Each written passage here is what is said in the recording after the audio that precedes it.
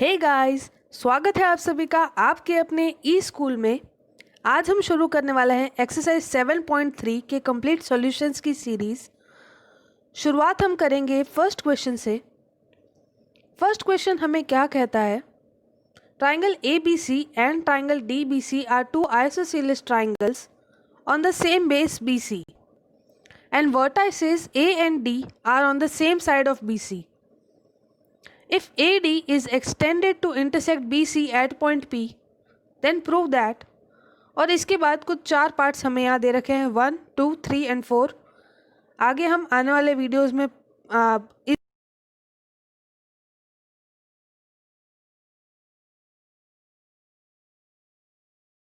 दे रखा है।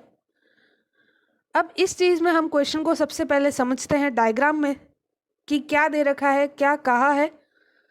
हमें कहा गया है कि हमारे पास दो ट्राइंगल्स दे रखे हैं, triangle ABC and triangle DBC on the same base BC।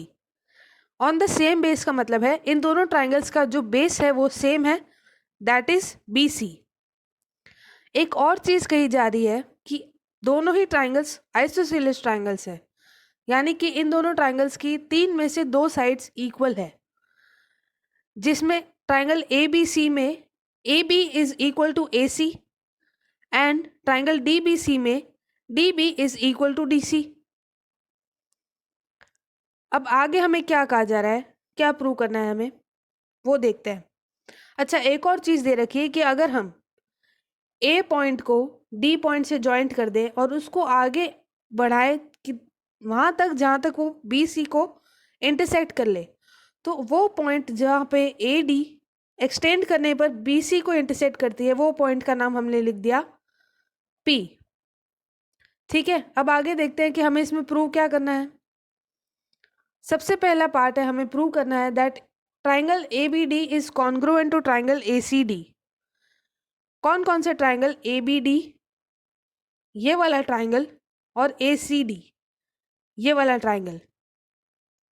फटाफट से प्रूव करते हैं सॉल्यूशन को ताकि हमारा वीडियो ज़्यादा लंबा नहीं हो।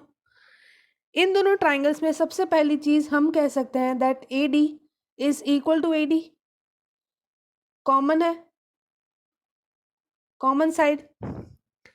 सेकेंड चीज़ हमें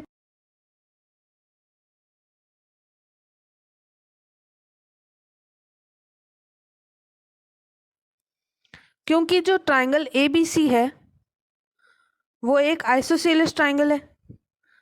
अब इन दोनों साइड के बाद तीसरी चीज़ हमारे पास क्या है, ये बताओ। तीसरी चीज़ हमारे पास क्या है? क्या हम यहाँ देख सकते हैं कि हमारे पास जो ट्राइंगल, छोटा ट्राइंगल है, ट्राइंगल DBC, उसकी side DB is equal to DC, ये चीज़ भी गिवन है। तो हम ये तीसरी चीज़ भी लिख सकते हैं that DB is equal to DC, this is also given.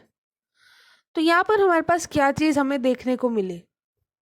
हमें यहाँ देखने को मिला कि हमने इस ट्राइंगल को SSS कॉन्ग्रुएंसी रूल से कॉन्ग्रुएंट प्रूव कर दिया है। अब कॉन्ग्रुएंट प्रूव होने के बाद हमारे पास क्या चीज़ आती है? कॉन्ग्रुएंट प्रूव होने के बाद हम यूज़ करते हैं concept of CPCT, corresponding parts of congruent triangle को। अब CPCT के अकॉर्डिंग हमें क्या क्या चीज़ें मिलती हैं यहाँ पर, वो हम लाइन से लिख लेते हैं। क्यों अभी हम लाइन से लिख लेंगे, हम हर क्वेश्चन में तो नहीं लिखते। ये चीज़ हम इसलिए लिख रहे हैं क्योंकि आने वाले जो 3 पार्ट्स हैं उनमें इन चीज़ों का यूज़ होने वाला है, बहुत ही काम आएगी। तो हम सबसे पहले लिख देते हैं कि हमारा जो एंगल 1 है, पहले तो हम इस डायग्राम को थोड़ा क्लियर कर लेते हैं। हमारा जो एंगल 1 है, हम इसको एंगल 1 दे देते हैं नाम। Angle 1 would be equal to angle 2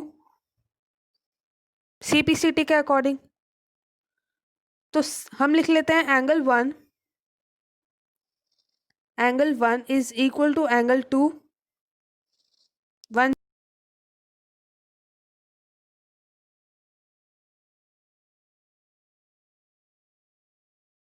3। इसको ले लेते हैं angle 3 is equal to angle 4। तो एंगल 3 इक्वल टू एंगल 4 ले लेते हैं। तो यहाँ हम लिख देंगे that angle 3 is equal to angle 4 और इसको हमने नंबर दे दिया 2। ये दो चीज़ें हमको फर्स्ट पार्ट को प्रूव करने से मिली है from the concept of CPCT, corresponding parts of congruent triangle. ये चीज़ लिखनी बहुत ही ज़्यादा इंपॉर्टेंट है ताकि हमें आगे जो क्वेश्चन के पार्ट्स हैं वो सॉल्व करने में आसानी हो। फर्स्ट पार्ट बहुत ही इजीली सॉल्व हो चुका है। चलते हैं सेकंड पार्ट पे। क्वेश्चन का सेकंड पार्ट हमें क्या कह रहा है कि prove that triangle ABP is congruent to triangle ACP। सबसे पहले इन दोनों ट्राइंगल को मार्क कर लेते हैं। ABP ट्राइंगल ये वाला होगा और ACP ट्राइंगल होगा ये वाला। विदाउट वेस्टिंग एनी टाइम सबसे पहले हम लिख सकते हैं इसमें that AP is equal to AP, given नहीं, कॉमन। अब हमें यहाँ पता है कि हमने जो फर्स्ट पार्ट में जो एंगल 1 यहाँ पे लिखा था, एंगल 2 यहाँ पे लिखा था, वही चीज़ हम इस डायग्राम में भी कॉपी कर सकते हैं। चीज़ तो सेम ही है। तो ये एंगल 1 हो जाएगा और ये एंगल 2 हो जाएगा। तो यहाँ पर हम बहुत ही सिंपली लिख सकते हैं एंगल 1 इक्वल टू एंगल 2। अब इसका रीज़न हम लिखेंगे प्रूव्ड अबव।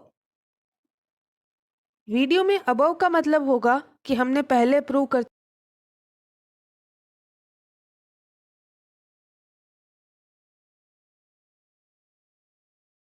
तो हम ऊपर नीचे सॉल्व करेंगे, ना कि अलग अलग स्लाइड पे।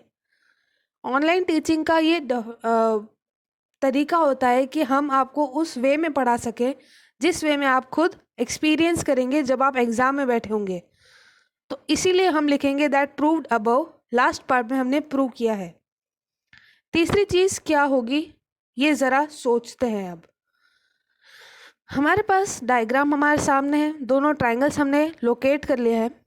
एक चीज़ गिवन है वो हम देख लेते हैं कि हमारे पास AB is equal to AC दे रखा है, AB इक्वल टू AC। अब हमें ये पता है कि अगर एक ट्राइंगल की दो साइड्स इक्वल है तो उन दोनों साइड्स की जो ऑपोजिट एंगल्स है वो भी इक्वल होंगे।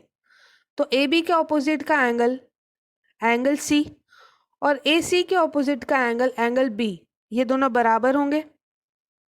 तो हम यहाँ लिख लेते हैं that angle B is equal to angle C और रीजन लिख लेते हैं एंगल्स ऑपोजिट टू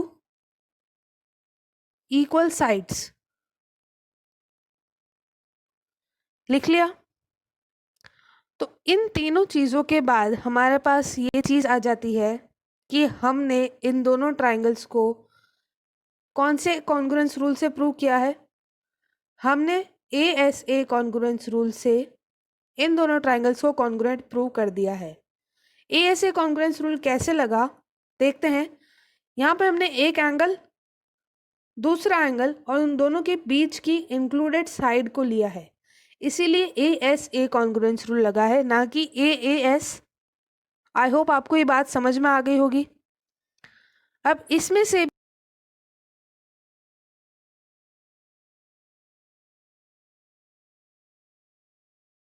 को लिख लेंगे, नोट कर लेंगे।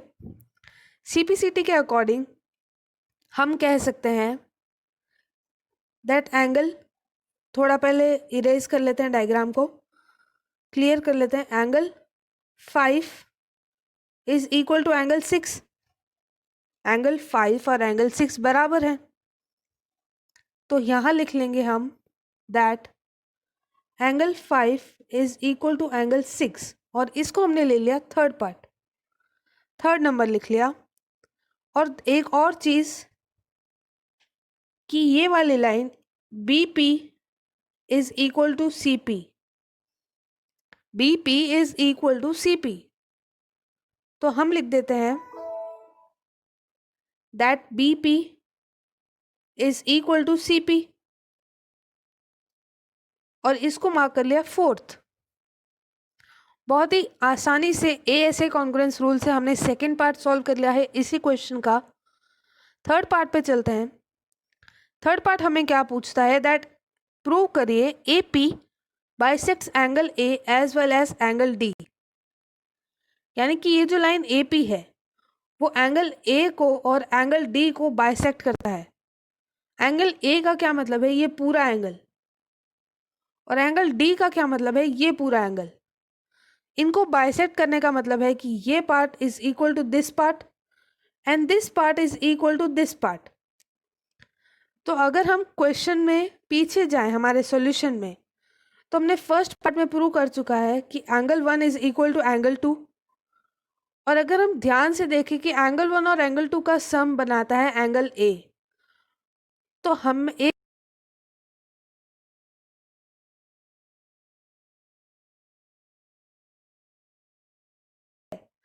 अब angle 1 plus angle 2 is equal to angle A, ये फैक्ट है।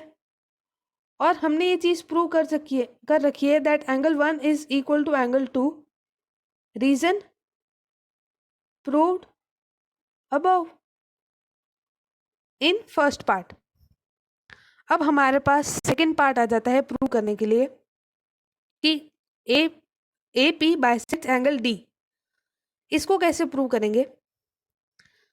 अब हम इन दोनों ट्राइंगल्स को लेते हैं, ठीक है। हमने क्या किया, अगले पेज पे लिखते हैं, in triangle D P B and triangle D P C, इन दोनों ट्राइंगल में डी बी और डी सी बराबर है, ये चीज हमें गिवन है। तो हम यहाँ लिख सकते हैं अगले स्लाइड पर that D B is equal to D C given. Second चीज हम क्या लिख सकते हैं, हमने अभी लास्ट पार्ट में प्रूव किया है कि B P is equal to P C, दिख रहा है। तो हम ये चीज यहां पर लिख सकते हैं दैट डी पी नहीं B P is equal to P C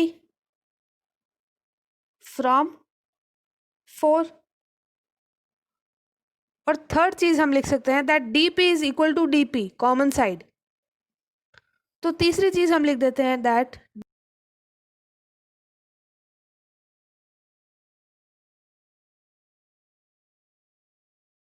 from S S S congruence rule ये दोनों ट्राइंगल कॉन्ग्रुएंट प्रूव हो जाते हैं। और अगर ये दोनों ट्राइंगल कॉन्ग्रुएंट प्रूव हो गए तो सीपीसीटी से हम कह सकते हैं दैट एंगल ए बी दे देते हैं, angle A is equal to angle B. क्या कह सकते हैं, angle A is equal to angle P, जो कि ये प्रूव कर देता है that A P bisect angle D. आई बात समझ में? तो थर्ड पार्ट को भी बहुत ही इजीली प्रूव कर दिया है। एंगल ए का तो हमने पहले से ही प्रूव कर चुके थे। एंगल डी के बाइसेक्टर को प्रूव करने के लिए हमने इन दोनों ट्राइंगल्स को कॉन्ग्रुएंट प्रूव कर दिया। अब चलते हैं फोर्थ पार्ट पे।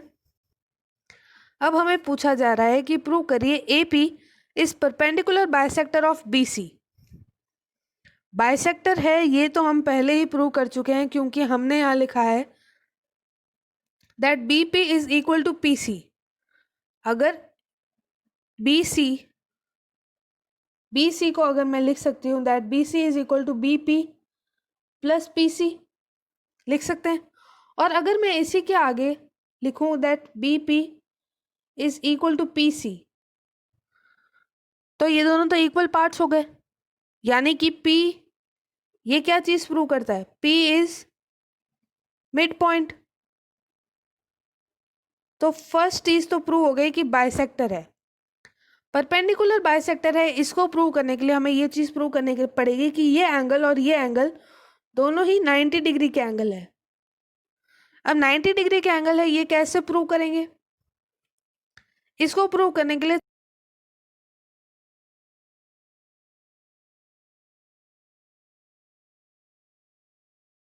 यहाँ पे लिख भी दिया है और इसको थर्ड भी मार्क कर दिया है। तो हम लास्ट पार्ट में जल्दी से लिखते हैं that from 3 we get angle 5 is equal to angle 6। ये चीज हमें पता है, but we know angle 5 plus angle 6 is equal to 180 degree. Angle 5 और एंगल 6 का जो सम है वो एक 180 डिग्री है। क्यों 180 डिग्री? क्योंकि बी सी एक लाइन है, बेस है ना ट्राइंगल का, तो बेस तो एक लाइन ही होगी, ट्राइंगल का बेस इज अ लाइन। और अगर ये दोनों एंगल से एक लाइन का एंगल है तो इन दोनों का सम 180 डिग्री होगा। लेकिन अगर हम इसको कंबाइंड फॉर्म में लिखते हैं, इस स्टेटमेंट को और इस स्टेटमेंट को कंबाइंड फॉर्म में लिखते हैं, तो हम कह सकते हैं that 2 into angle 5 is equal to 180 degree, which is equal to 2 into angle 6, which proves that angle 5 equal to 180 degree divided by 2। Divided by क्यों? क्योंकि यहाँ पर मल्टीप्लिकेशन में है, अपोजिट साइड भेजेंगे तो डिवीजन में आ जाएगा। सेम चीज यहाँ से भी अप्लाई होती है। तो 180 divided by 2 is 90 degree, which is equal to angle 6। अब इस स्टेटमेंट में आप कंफ्यूज मत हो जाइएगा कि मैंने ये 2 इक्वल टू कैसे लगाए। 2 इक्वल टू इसलिए लगाए हैं कि अगर मैं 5 इस स्टेटमेंट में इस स्टेटमेंट को ऐड करती हूँ, तो मैंने अगर बोला कि एंगल 5 को एंगल 6 के बराबर लिखा,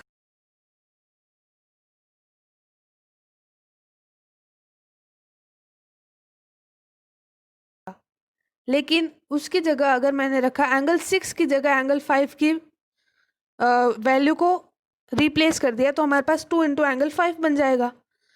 तो दोनों स्टेटमेंट को साथ में लिख दिया है, इसलिए ऐसा लिखा है। कंफ्यूज मत होइएगा, बहुत ही इजीली ये क्वेश्चन सॉल्व हो गया। अब अगर एंगल 5 और एंगल 6 90 डिग्री के एंगल है, तो यानी कि यहाँ पर ये दोनों 90 डिग्री के एंगल है। और इसी के साथ फोर्थ पार्ट भी सॉल्व हो जाता है कि A P is perpendicular bisector of B C. तो बहुत ही लेंदी क्वेश्चन था, लेकिन बहुत ही ज़्यादा इंपॉर्टेंट क्वेश्चन है। बहुत ही आराम से, इत्मीनान से हमने इस क्वेश्चन को सॉल्व किया है। आई होप आपको पूरा क्वेश्चन का सॉल्यूशन समझ में आ गया होगा। एक्सरसाइज 7.3 का कंप्लीट एक्सरसाइज के सॉल्यूशन के लिए बने रहेगा हमारे चैनल पर। आज के लिए इतना ही, गुड बाय।